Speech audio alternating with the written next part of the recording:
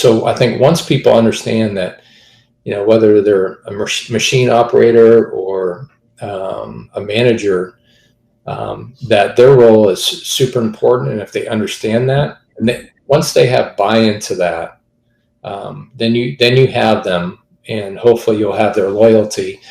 As long as you keep building that trust, and having that communication with them. So that is super. All right, we have started another brand new episode of the Business Blind Spots Exposed podcast. I'm going to call it BBSC because Business Blind Spots Exposed is way too long. So BBSC, what is BBSC all about? For me personally, I came from a background of being a data guy. And as a data guy, you look at a lot of the numbers and you think you can figure out people through the numbers. Well, that's the goal. On the other side of it is sort of what I'll call the heart-centric leadership side. It's where you kind of lean into with empathy. And it's good, but gosh, it could be a little squishy sometimes. So where's the truth? Where's the truth, right? It exists between the two. Right. If you don't know the story and you don't know the numbers, well, then you can't see the full picture. So you got to see both of them, both sides of the story to be able to cobble it all together. So the Business Blind Spots Exposed podcast, what we're doing here today, for anybody who's kind of joining in and listening to us, it's all about understanding the stories from the perspectives of people who've been there and done that, or have kind of seen other people go through it. Because there's lots of lessons learned out there. And I personally found that if I can learn through the lessons learned of others, gosh, that makes me stronger overnight. So today I have David Dickey on, and I just wanted to check in real quick, David, and see how you're doing. How are you? I'm doing good. Thanks, Nate. Hey, thanks for having me on. I appreciate it. Absolutely. I've been looking forward to this for you. But today, David Dickey, I brought David on because, gosh, first of all, he has served this country in ways that others haven't, with his military background in the Marine Corps. Thank you for your service, David. You're welcome. Thank you. So, decorated Marine Corps officer, expert recruiter, Iraq combat veteran. Not necessarily in any particular order there, but all different kind of capabilities that you bring to the table there. Let's see. You've been a leader of a number of companies. You've been an entrepreneur multiple times over, running small, medium, and mid-sized companies. You've, lots of experience from all of our conversations in the past, running and leading technology-driven and professional services companies. I feel like there's so much to unpack just in those couple of lines there. Yeah, it sounds pretty impressive when you say it. I should have to do an intro for me all the time. Well, I will tell you, when you and I have talked in the past and with some of the posts, yeah. I just see there's a lot of insights that you have gained in your experience through fighting for the United States, but then also in running and serving in leadership roles. Tell me a little more about that and kind of how that's all boiled down to what you do today and putting the right butts in the right seats. I mean, it's all about the right people, right? It is. And I think, there's a lot of stuff, I know you're a big, data-driven person, but leadership is, and when you're dealing with recruiting and hiring, it's very, very personal. So, and a lot of times people talk about personality, culture, and fit. But there's a lot of things, we can, that I've kind of brought from my military career in regards to my civilian career in leadership. And, it's hopefully have a better understanding of people, because I've literally been around the world in different capacities, and being open to understand each person is different, and they have other lots of things going on in their life. So whether they have a job, looking for a job, or desperately need to find something, understanding that person, how they qualify, if it's a right fit for them, and is the position and the company also the right fit. So it's kind of being aware of that. in the military, we were driven by data. When we were in Iraq, especially beforehand, that's all we were looking at: data, information, intelligence to make decisions that the commander could use. Hopefully, good information to make critical decisions that lives, Marines, sailors, soldiers, airmen, everybody, their lives dependent on it. It's not that critical because lives aren't depending on it, but people's livelihoods do. So I think it's really critical to take that approach when dealing with people, because it's really important to them and the companies that I serve to have that same empathy and to understand people on both sides. So hopefully that makes sense of kind of how I tied it in with the military and what I do now. No, I think you and I talked once before, and I told you I've had a lot of work. I've done a lot of work, and used to be I wasn't in the military, but worked with military as a government civilian for a number of years and for a number of agencies. And the idea of all the HUMINT and SIGINT and all the kind of different intelligence streams that we just got gobs and gobs of information. Yeah. And sifting through all of that, there's a lot of noise. There's a lot of noise. And you make really bad decisions if you don't know. If you're looking for an answer, you can probably find it, but you'll find the answer to the wrong question just as well as you'll find the right answer to the right question. That's a great point. So, they always say statistics lie, right? And it's very true. If you don't ask the right question in the beginning, right, it doesn't matter. Where I'm kind of going with that, and I always like to distill into what I call the blind spots. Right. The blind spot here, and I think what I heard sort of in between the lines is that when you're talking with people, it's really more about seeking to understand what they're looking for. Yeah. Is that a correct assessment there? Yeah. So, any recruiter out there, you have a list of requirements. I don't even like to call it requirements, but background in their profile or in their experience that you're looking to match with a job, the candidate to that position.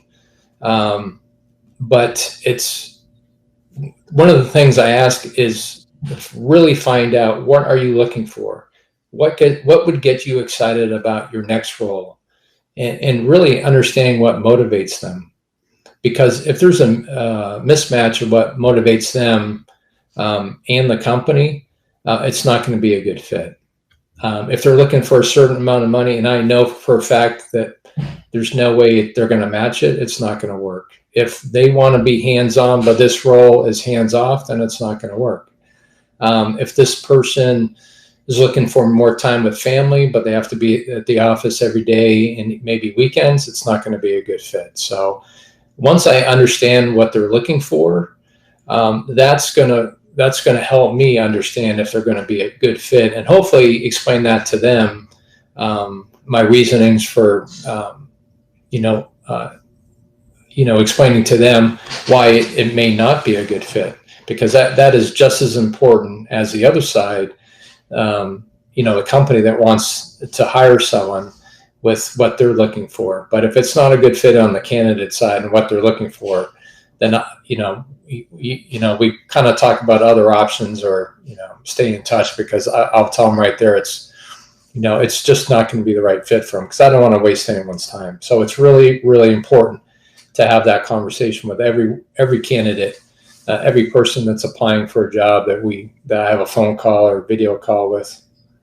But yeah. So I think I'm hearing something else in kind of the story that's sort of developing in my head as I'm hearing you talk further. Is, since you've traveled the world, that's probably some component of why that empathy kind of came into play, because as you're talking to people from different backgrounds, different cultures, different roles within the Marines or the other joint commands that you may or may not have worked with, right? Yeah. What their perspective makes all the difference in the world in terms of what they can receive as a message, right? If you're not speaking their language, Right. Someone told me the golden rule is do unto others as you want done to yourself. The platinum rule is do as they want done to them, right? Yeah. You have to elevate that, because a lot of times when we say that, how you want others to you would want others to treat you, but it's even more than that, because you want to elevate that even more. But in understanding a little bit other cultures, but in my experience with recruiting, is really understanding what's driving them to look for a new position, a new career, because that will tell me a lot. It's more than just someone who's qualified that applies and their background fits. It's so much more than that, because once you get through the process and potentially an offer and acceptance, if there's a mismatch in what they really, really want, it can fall apart big time around that offer phase. And I think, I don't know if I did a post or I'm going to do a post. It's still kind of scary, after you get someone all the way through the process and you're like, man, I hope they accept. And you shouldn't feel that. So if I've done my work and the company's done their work to really explain what they're looking for, and if that candidate has been truthful about what is really important to them, then it will work out. So by the time, hopefully, someone receives a great offer and to where they want to accept, it's because everything up to this point has made sense to everybody, and everybody's still excited about that person starting, to include the candidate. So I'm just kind of jotting things down as I'm hearing them, Sure. and I think these are kind of key takeaways for people, right? So number one blind spot that I heard is seeking to understand and asking, what are you looking for?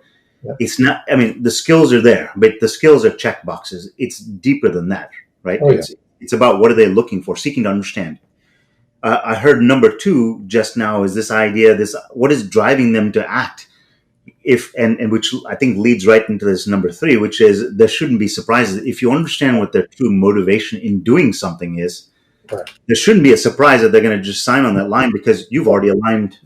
Right. There's 1,000 points of light there, right? Of alignment. Yeah. Am I getting that right? Yeah, correct. So if the benefits wasn't explained upfront, the full pay, who they're working for, who they're supporting for, daily routine, if that's somewhat convoluted, and then upon the offer it gets explained, and what happens sometimes, there's like, oh, that's really not what I thought I was signing up for. It's very hard to come back from that, because if that conversation that I had with the candidate, if I wasn't able to break down a few walls for them to feel comfortable to explain exactly what they want, that's when it potentially falls apart at the end. So it's really getting them as much as you can in a couple conversations to have a little bit of a have that trust between us to be able to share what they are looking for. And I let them know I want it to work out for them as much as I want it to work out for the company. I really do, because I don't want to have to, first of all, I have two people I'm responsible for, the candidate and the client. And I really want that to mesh together. When it doesn't, in the end, it will make me look bad, because it will make it look like, potentially I didn't do my job, which, in actuality, it will probably be the case. Sometimes there's surprises where you can't predict. Just people are people. But that's really it. So something else I'm kind of getting as sort of a take-home message, and I'm kind of trying to distill a lot of what you're telling me here, because there's some real nuggets in here. It sounds like throughout the course of the process, when you're talking through with candidates, not only, I mean, you're kind of in the middle. You're brokering this conversation to occur, right? Sure. You've got to bring party A and party B together. In order for the two to come together, there's got to be some level of buy-in on both sides. Correct. And what I wrote down here is, do they both understand your end game? So to build that level of trust, if you go to the candidate and say, hey, look, I just want to get you on this thing right away so I can start making put more bucks in my pocket. Yeah. They're not as vested in it, because you don't have skin in the game. Right. But if they see that you say, hey, look, I'm trying to develop a long-standing relationship with this company where they keep coming back to me again and again and again, I can't screw up. So I'm being held accountable there. Right. So it's in my best interest to tell you everything I know to the best of my ability, right? Exactly. And because I've been doing this for a little bit of time, because I think of that honest approach on both sides, both candidate and client, I've had candidates that I've helped just previously. They come back, they're in a position to make decisions. They've come back to me to ask me to hire for them. Mm-hmm. I've worked with candidates over the years that didn't work out, but I placed them in other roles. So I let them know this. I'm looking to build a relationship, and if it doesn't work out in this particular situation, I want to let them know that it doesn't stop me from working with them or helping them, providing other, anything that I can do to help them in their search. And I also let them know there could be other opportunities, and generally there are, that they might even be a better fit for, that we can work together again. So I let them know I'm about relationships, and that's the most important thing to me, because I know from experience, if I do everything correctly, treat people as best as I can, it will work out in the end, financially, everything else. And once they understand that, that trust begins to build. Because oftentimes some of the negative things in the recruiting field is about finding a person, placing a person, getting paid, and that cycle can be dangerous. And that's why there's some recruiters that it's more of a salesy, place people, get paid type of thing, because that's how their company's set up, or that's how they've been taught. But you can't do it that way long term, and gain the respect of a lot of different people, I feel, anyways. Yeah, just not sustainable. At some point in time, it catches up with you. Yeah, I think it does, and it should, if you're not doing the right, not going about the right way. So I actually just talked to someone a little earlier today. I've left my book open here because I wanted to reference this, and it was the owner of a company. He said, retention is a big challenge for me. Trying to find and keep find employees is a challenge, right? He said right now with some of the government stimulus, he said, I'm just getting, people aren't showing up because there are so many options out there for them. Right. But once I get them in the door, gosh, when I am trying every which way to keep them from walking out because there are so many offers out there. And the conversation kind of walked into this idea of being able to set expectations and keep, well, I think a lot of people set expectations as soon as they walk in the door. Right. And that's probably the last time. Yeah. If they do it maybe once a year, because I think that's what some people think is. In your case, you're kind of setting the framework and sort of the level of communication of expectations pretty kind of high, right? So the person walking in the door is going to expect, hey, look, there's lots of transparency here. That's what I want. Right. So walking in the door, they probably have some of those expectations. So even to retain those people, probably the easiest way to do it is just kind of keep chattering with them at the same level of transparency as when they came in the door. Do you think that's a fair statement there? That is, because you're right about retention. So if the communication about their value to the company and that position and what it means to the whole organization, if that ends after they get employed, or usually the first couple of weeks, there's some excitement being with the company, but if that ends with a company, that could be difficult to get that person excited again. And if a company's not thinking about retention right after the hire, depending on the type of position, what they get paid, they could end up jumping ship for a few dollars more an hour, or $10,000 or $20,000 more at a more exciting company. So it is super critical within that first 30, 60, 90 days and first year plus to keep them engaged. I had a discussion with another veteran business leader, and he takes a real serious approach to leadership and buy-in. And he explains to them what it means to be in the position where they are, and how critical it is to the company that they're part of that, and what their role is. And this was a large manufacturing company. Then you have them, and hopefully you'll have their loyalty, you know, as long as you keep building that trust, and having that communication with them. So that is super, super critical. So as a company, we focus a lot on the data, Right. and I think the statement that we make is that all the opportunities and risks in a business is all about understanding your employees.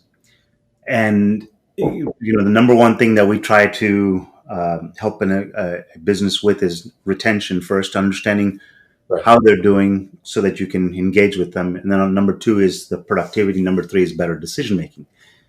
But I think what I'm hearing from you here is that that journey does not begin the day they walk in the door.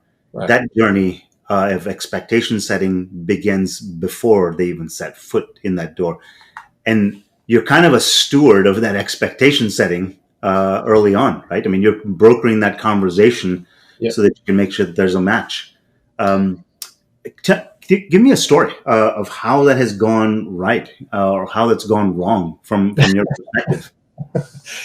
I know that, so, and you're right about that. So sometimes I have to, I'm glad you reminded me, because setting that expectations is important, because if the expectations that you set or I set are well above the bar that the company has, there could be several levels of disappointment after they start the position, and they're like, hey, Dave Dickey is, said it was all this, and it's not.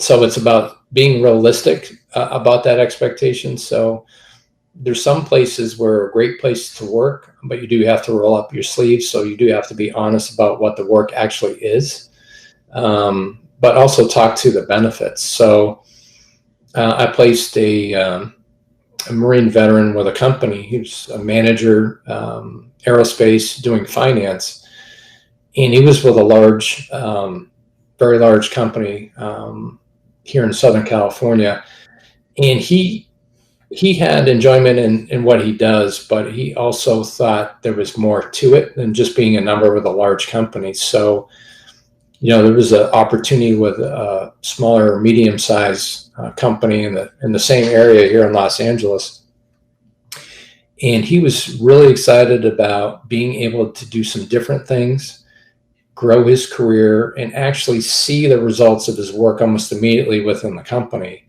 So I didn't stress necessarily the pay and benefits, even though it was good and felt within what he was looking for. What he was really looking for was more ways to lead and help a company, be hands-on, and actually see that work that he does, and get that that immediate feedback and reward from his efforts. And that's what he's been able to do. So shortly after he was hired, even though he's in a particular role, they have him doing something else because they saw his strengths. And he's enjoying what he does for sure. I'm trying to think of of something that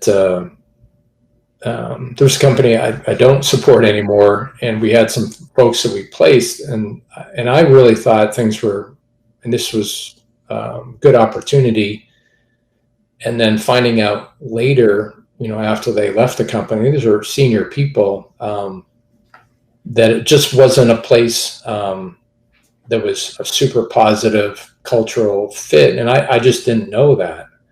I knew some of the people there, and I was excited to support them.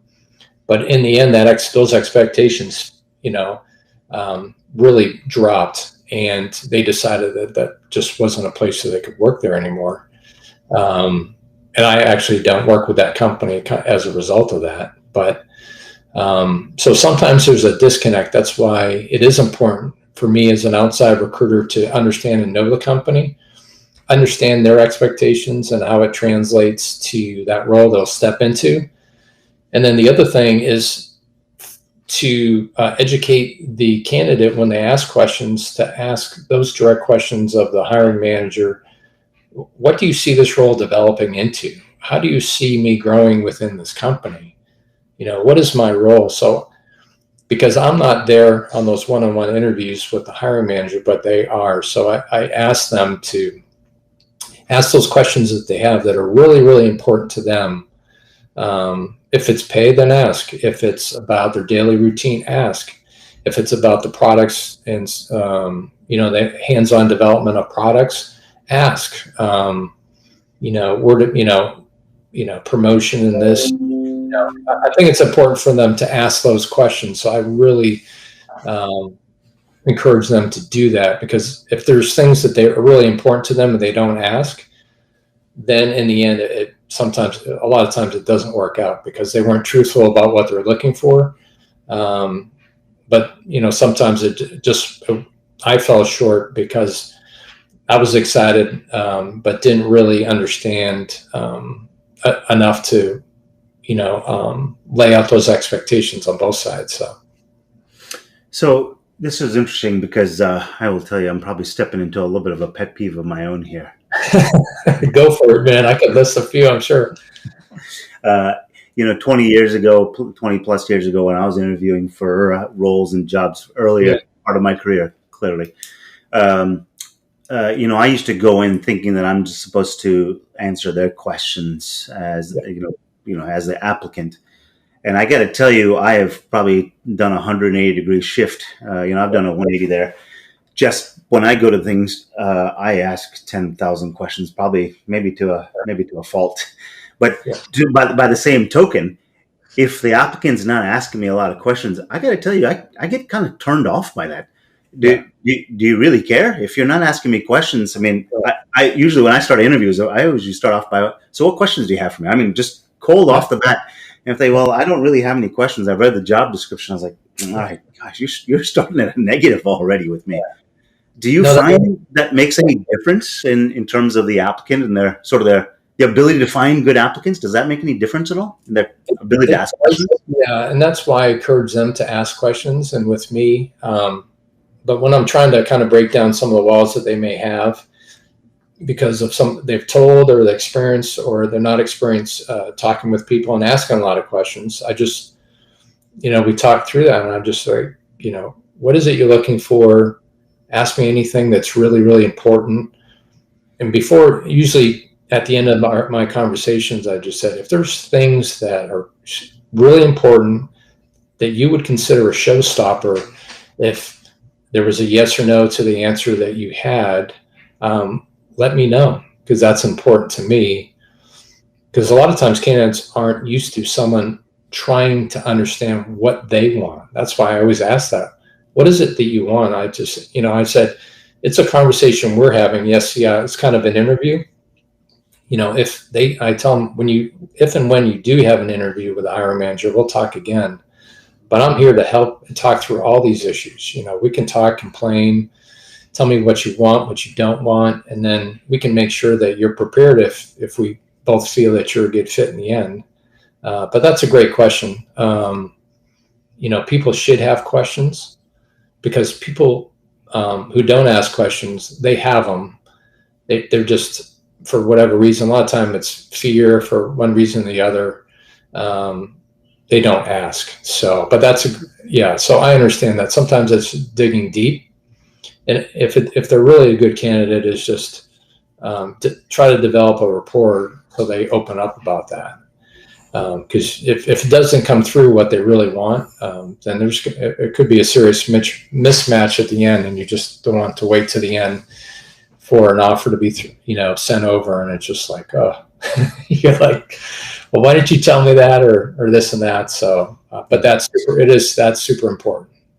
Well, so I want to take a quick pause here and say, we've got lots of different platforms where people can be listening in. Yep. If anyone has questions about questions of David, I would encourage you to ask, or just kind of tell us what are your. Gosh, I shared one of my pet peeves: people not asking questions. Yeah. Now in the public domain for everyone. I wonder what other people's who are listening in, what their pet peeves are. What are their best practices in trying to hire people? I'd be kind of curious what processes or thought processes go through your head. When you talk about processes, one of the things that I've learned, if you don't do, I think we might have talked about it a little bit before, but when it comes to that offer and actual come down to the hire and start date, if you do it right, you're going to have a 90% plus, success rate. If you don't, I've seen where I've had clients say, "What is your success rate?" And theirs was pretty 65 to 70%. So they were throwing out offers, and there were people turning them down, and they just didn't know what was happening.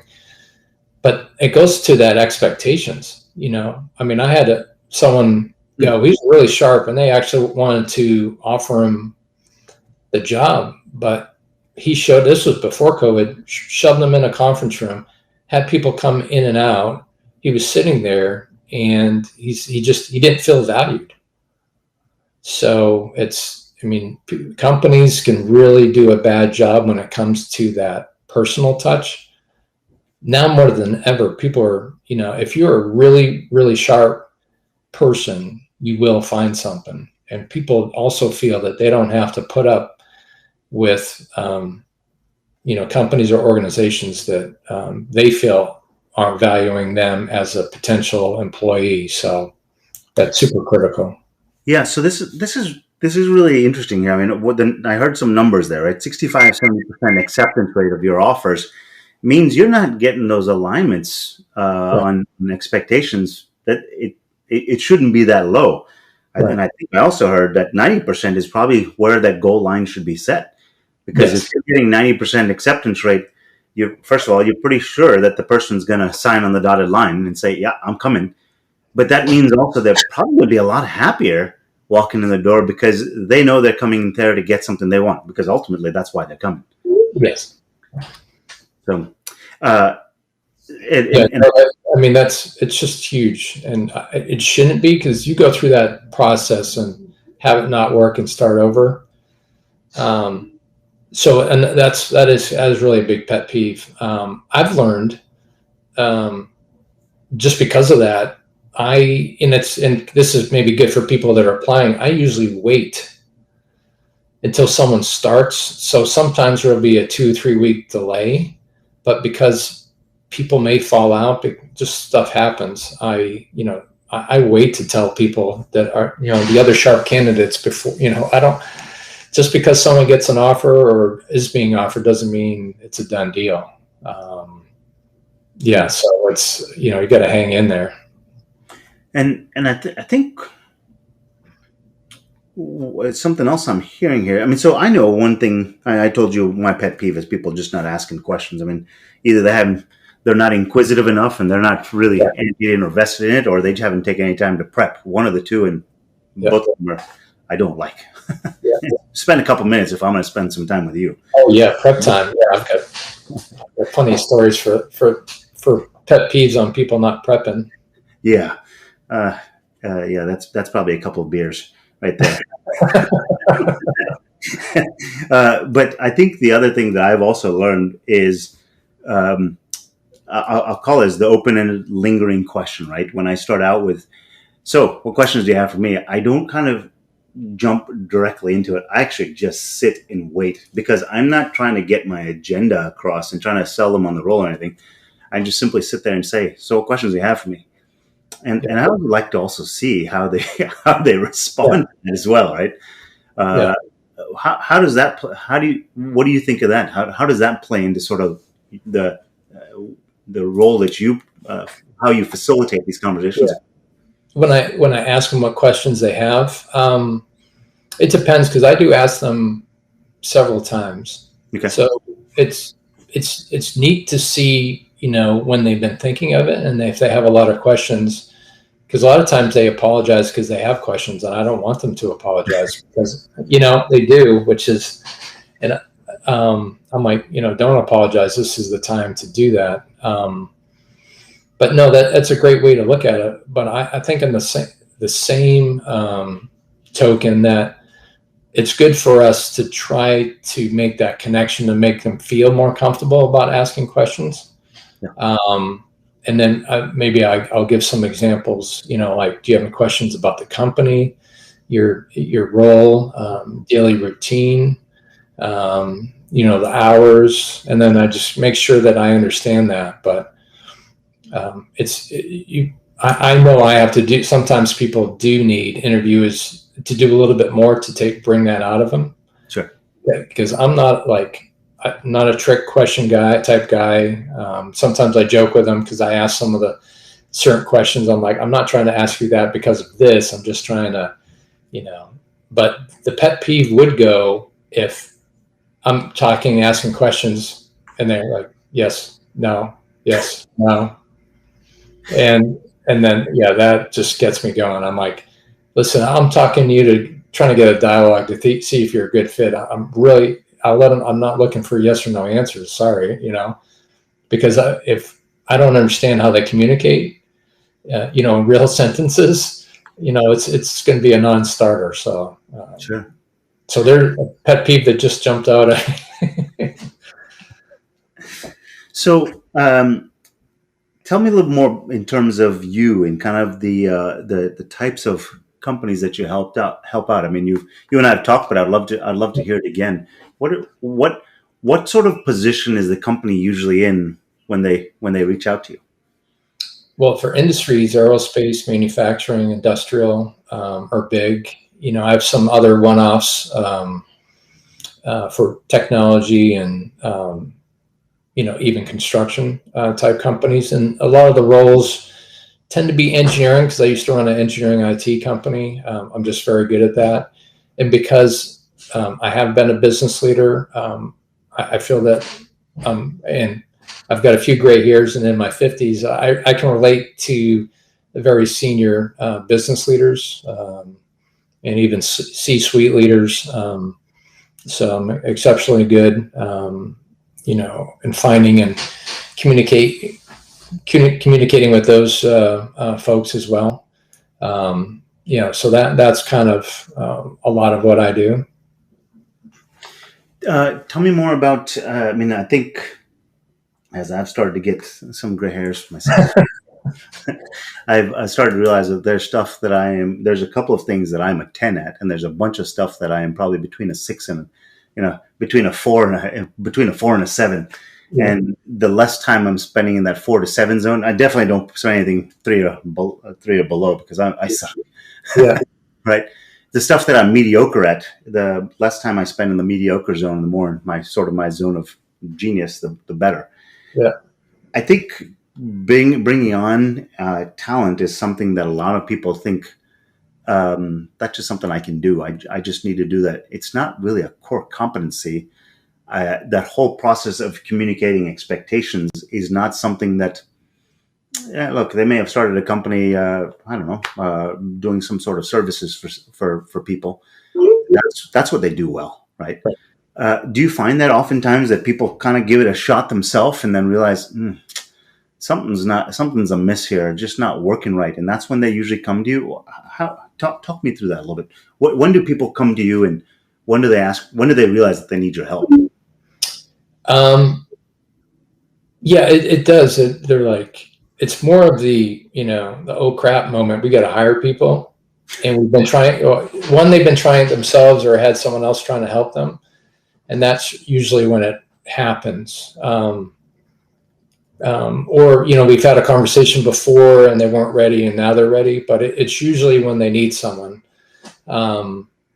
which is fine because we have a proven process, so we know how to, whether it's start from scratch or a lot of times in certain industries, we might have candidates we recently talked to that may be in related positions, but usually I wouldn't say it's too late, but they realize that certain positions are super critical and they need to hire people because they understand that those positions that are not filled, it's a huge ripple effect, whether it's a director of business development and they got everyone else on the road 24/7.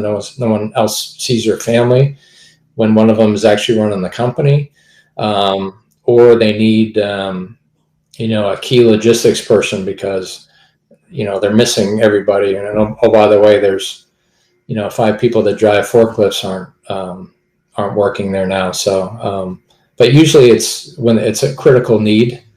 Otherwise, if they could find people themselves, fill the positions, then they wouldn't need someone like like me, because all I do is recruiting. I live and breathe that, and I love it. But I'm not focused on HR or onboarding or anything else that has administrative duties that would fall under the HR umbrella. I'm on recruiting, finding people, talking to people, screening people, finding that connection to be able to present someone that is highly qualified for those positions. So that's what I do. That's what I do. So a lot of companies I work with, they don't have people that fill the particular roles, as a recruiter. And those are the ones I really liked to help, because I can help with their processes.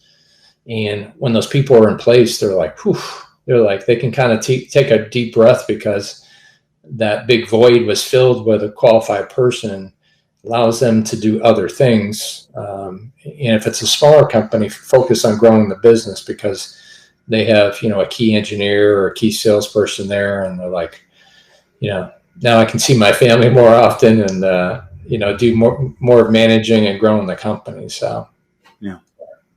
So I guess where I'm, where my head is at, or kind of where I'm thinking through this, is clearly when you come to the table, there's a company that's gotten to the point where they've gone through some, I'll call it do-it-yourselfer mode. They figure, hey, we're going to go ahead and try this out.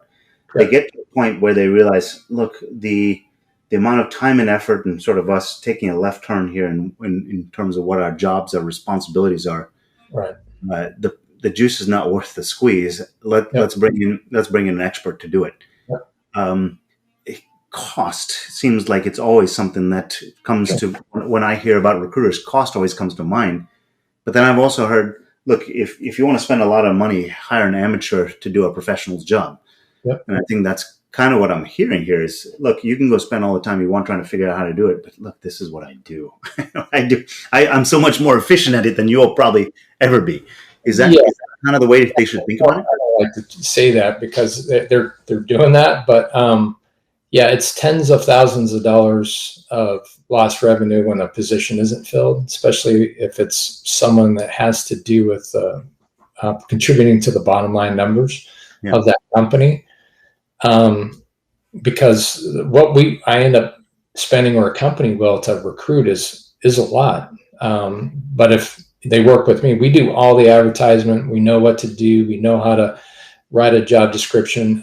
We make it attractive, really, to be, to advertise that position, because that's what we do.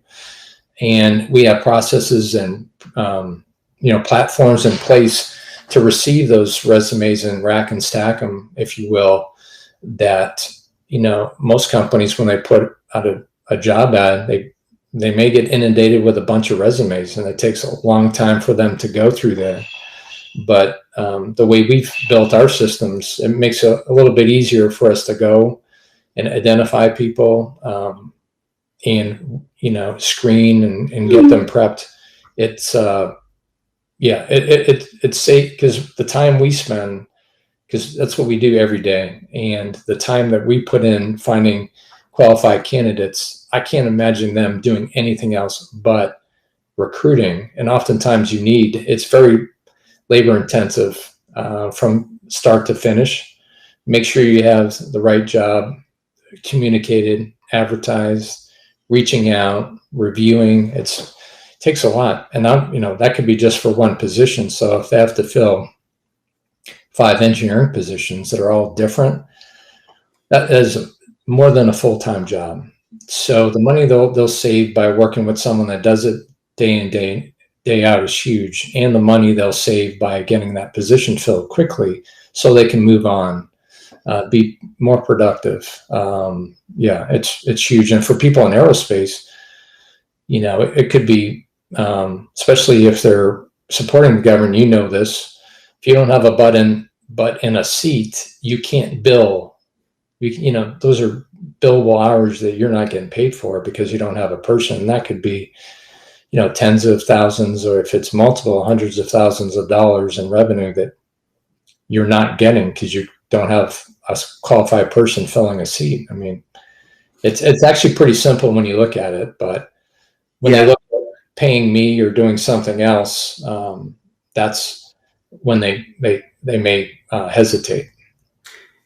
I love working with my hands. I love I have an old BMW that I take to the racetrack, and I love fixing it. Yeah. But after having kids and starting a company and my wife running a company, gosh, time has become a little more of at a little more of a premium. Yeah. I was just talking to the guy at the shop who worked on. He also races cars too, so we always have a good conversation. And he had his car up on the jack, and here he's able to just reach up and start changing some of the bushings and the bolt suspension components. I was like, man, I can't wait to do that. And he's like, you got to stop trying to be a mechanic. You're not a mechanic, right? And he said, look, if you have one of these at home, and the point being here is just that for me to get the car up so I can start changing out some of the suspension components of the car. Forget the tools. Forget just carving out 4 hours of time to do all that stuff. Yeah. It's just the process of pulling everything out. Oh, I got to get out from underneath and pull this off. You're already doing it, so you're just going to be so much more efficient at it. And if you're just looking at the cost of bringing the expertise in the door, I think what I'm hearing is that's just too short-sighted a view, because especially if it's like a director of business development. If it takes them 6 months to get to a point where they're producing. Yeah. Do you want to be 6 months? Right? No, it's huge, and you're right. Everything's set up, and we advertise and do everything. There's a huge cost on our end to start advertise to get someone that that the company doesn't have to do, or an organization doesn't have to do. And they don't have to worry about posting on multiple boards. They don't have to worry about the phone calls. Once they receive a candidate, they decide, do we do a phone screen initially? Do we get it over to the hiring manager, have a conversation? Hey, this person looks great. We'll bring them in for an in-person. But besides that, all that other front end stuff to get it to the hiring manager is done. It's all done. We'll work with them, get them set up, reference check, help them with the onboarding, make sure they're ready to go where they're supposed to be at the right time. We will work as closely with anyone as much as they want. If they want to take it, from the time they get the candidate, they want to, I don't recommend they take complete control because of the relationship we developed, because I feel if I lose complete control, I just don't feel it's a good idea to sever all ties with someone I've developed a relationship. I want to do that together with the client to make sure once they're placed, and along the way, there's nothing that's misinterpreted. So that's part of it. But yeah, we have everything in place. It's almost a plug and play, but it's nothing, systems wise, they don't have to set up anything. It just really streamlines things for them. And there's actual cost savings in the process that they don't realize, in addition to the cost of not having that position open. And so I'm glad you brought that up. I got a chance to explain that, and I don't get a chance to do that all the time. So thanks. So just doing a time check here. We're probably about 10 minutes out from the hour, and I wanted to kind of a couple other things that were on the mind that I wanted to bring up, and that is, I think look, there's a bunch of yahoos out in any industry. Yep.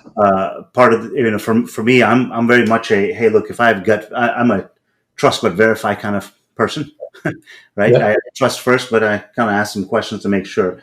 Look, you and I have talked a couple of times. I think we get along famously. I trust you already. There's that level. Yeah. But not everybody in recruiting does it the way you do, right? I don't know that I necessarily trust them. Yeah. How would you give me 3 things that you would say someone should ask to kind of get a better sense of how that they've got somebody who's going to help them with recruiting the way they need? What would someone need to ask you to really truly understand David Dickey? Oh, I want them to ask about my process. Okay. Because what differentiates the Patriot recruiting method, because and I did something on this a year ago, just on choosing a recruiting agency, ask about the recruiters or recruiting company's process, because if all they're going to do is shove a bunch of resumes at you, then you're not getting more value than what you get on your own. In fact, one of my new clients says, "Hey, Dave, you're not going to send me 45 resumes, are you?" And I laughed, and I'm like, did someone, a recruiting agency, actually do that? They just attach a bunch of resumes they had in the queue and send them over. I mean, that's ridiculous. A vice president that doesn't have time to go through 30 resumes. That's, ridiculous. So, What I would and ask, yeah, what do they look for in that process? Kind of say, hey, this one is a good process versus a bad process. What do you do in your process that kind of adds the value? sure. The big thing is the planning, having an understanding of what that job description is, and on both sides. So what's critical to them? Because they can say, oh, yeah, and I try to avoid that, although I probably still have it on my job. This is a requirement. The company, you could do, when I asked the hiring manager, can you do without a person that has that? Oh yeah. I'm like, okay, well, I don't need to ask them for that. But what about this? Do they need a bachelor's in mechanical engineering? Oh yeah, that's a must. Do they need to have SolidWorks? Yes. Do they need to know CAD or something? No. Okay. So once you understand that, then you can put together that job description. And then next is how we advertise and send it out to multiple job boards. And then it's taking the time to do the research, to find candidates, and then doing the recruit and screening. And then it's about getting someone ready because we nominate only about the top three to be considered. And we have a completed format that equals, we have a grid system. So this is what they're looking for, the company, and this is their qualifications. And this is some things that are important, and we have questions that they answer. So they have a whole package that's submitted to the company along with their resume to be considered. And they'll work with them in the process of interviewing. And I tell them I'll work very closely with that. And even up to the point where they're thinking about an offer, I make sure all those things are confirmed. Pay, benefits, everybody understands everything. I just had a young man, engineer, get an offer and accepted. And I made sure that it was what he was looking for. We made sure he took a look at the whole benefits package before he accepted. And it worked out well. So it has to fit everything. So it starts with the planning right up until the time that someone starts the first day, and everything in between, and work, together with them. But if a recruiter can't explain that process that makes sense, then what are they doing? Yeah. What are you paying for? Yeah. What are you paying for? You're not paying for someone to send you a whole bunch of resumes and have them go through it. I'm not going to do that. So I say it's a top three. You're going to get 3 qualified candidates. I'm going to get to them in this time frame, depending on when they're looking for. I confirm that time frame within a couple of weeks. Is that good for you? And then that's kind of the big thing, is understanding the process. So as you said that, what I'm imagining is sort of the mechanic that I go to and take my car and say, hey, I need to change some of these suspension components. And they say, hey, why don't you come back into the garage and help me get the lift up? I was like, wait, what am I paying you for? Exactly. Right? I mean, so if they're not taking me from the beginning, so and this is probably where people have gotten burned in the past, is that they hire somebody, they pay them a finder's fee to bring that person in the door, but then they send them 45 resumes. Well, what have you really added as value to the process? Because you haven't done anything. So no, you don't. So you have to let them know that value added is there, and if it's not there, then you'll understand. So if they're looking more just getting a bunch of resumes, then they just get a subscription to somewhere and put it out there and see what happens. That's perfectly fine if that's what they want to do, because sometimes it's not a match, because I know there's a ton of effort on my side and expense, and it may not be worth it for me either. But if we don't have that common ground, that they understand that there's a huge benefit, then maybe it's not the right fit for both of us. So I want to kind of review back through a couple of things that I heard as blind spots here. Number one I heard is when you're talking to candidates, it's about seeking to understand and letting them give you a real answer in terms of what they're looking for. Yep. Because if you can't find that match, and I think that's that's easier said than done. Is I think is the understatement there, right? Yeah. Number two is what is driving them to act. If you don't understand what's driving them to act, you won't get the results out of them, especially in this case, getting them to sign. You should be looking for 90% of them to be signing and saying, yeah, I'm coming on board. Which leads to this number three, which is there should not be surprises. I mean, if you're telling them what they should be expecting and they're telling you what they want and what you're expecting, both sides are truly bilaterally communicating there. Yeah. Surprises should go away. I mean, everyone kind of understands what's happening. And the last one I wrote down here is this understanding the end game. If everybody understands either side's, or in this case, all three parties' motivations, well, then look, the transparency is going to come along with it and the trust level is going to come with it. And that's when you get to that 90%. Yeah, no, it's huge. And the other thing, if for some reason, like the communication with the client or the company, if that's lacking, then in the end, it's not going to work out too, because if there's something missing that I'm communicating, and in the end, it comes down to when the candidate's going to get an offer, there was information that was just not knowingly shared, a lot of times not on purpose. A lot of times that additional information would have helped, for the candidate to make a decision, or maybe something about the candidate that came about. So on a reference check or something, it was one of those last minute showstoppers that wasn't discovered during this whole process. That's so there's some blind spots and to be aware of it, but it's open communication, transparency is huge. And there's no reason why everyone shouldn't be transparent about this whole process. It's going to save time. It's going to increase retention. And it's also going to strengthen, reputation of the company. And hopefully if you're a good recruiter, then there'll be less people that think badly about recruiters, right? Well, it's funny how those sort of things I feel like pervade most all human relationships, right? Just being frank and honest. I mean, sometimes it's hard or it feels a little more difficult to be completely honest. But gosh, it's a long way when you just kind of tell them the way it is. Yeah, why not? Yeah. Nothing bad, right? Yeah. Well, David, I appreciate you sharing. I think there's a couple of good nuggets I got out of here myself in terms of these blind spots that I'd love to share with people, and hope everyone who has listened in or may listen in the future to the podcast or on the YouTube channel get something out of this. And you can always reach out to David. We'll put his contact information into all the posts. So thanks, Vinay. This is awesome. I really appreciate it. I really enjoyed our time today. So thanks for the opportunity. Yeah, thank you. I as always, I get something out of our conversations. Awesome. All right.